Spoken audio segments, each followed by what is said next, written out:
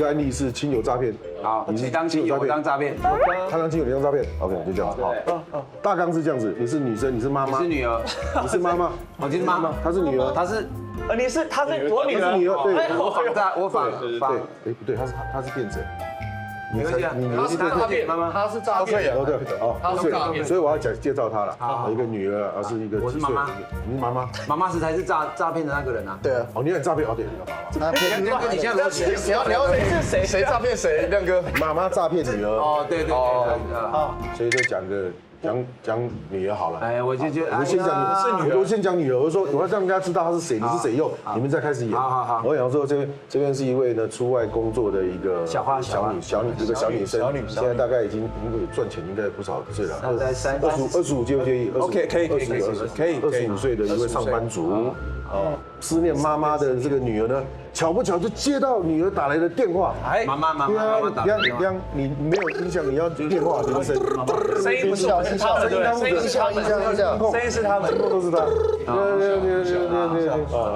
演到你们有点尴尬的时候，快要尴尬的时候，我再说声音说，这个时候女儿忽然间灵光一闪，对，灵光一闪，灵光一闪有音效吗？没有。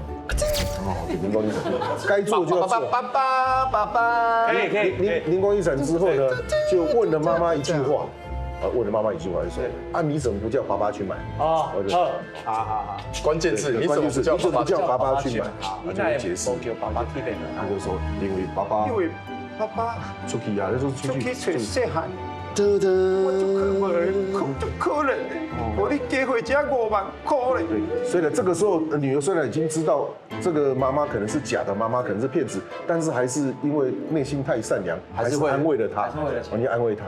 好，第二个案例是投资诈骗。是投资诈骗就是低风险高报酬，稳赚不赔。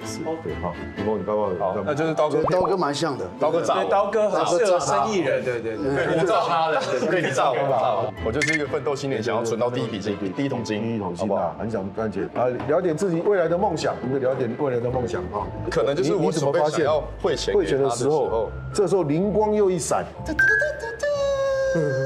那你就应该要做什么确认？打电话。16付睡啦，就是叮之类，就叫那个所长再解释一下啊，这个组织是不是对的？好，OK，来，准备对付一下，还有对付哦 ，OK，等，我发一下元浩的照片来。他要一起啊，我们要同在啊，来，元浩，都有，全都在哦。村长加油！村长加油！村长！叫！欧巴。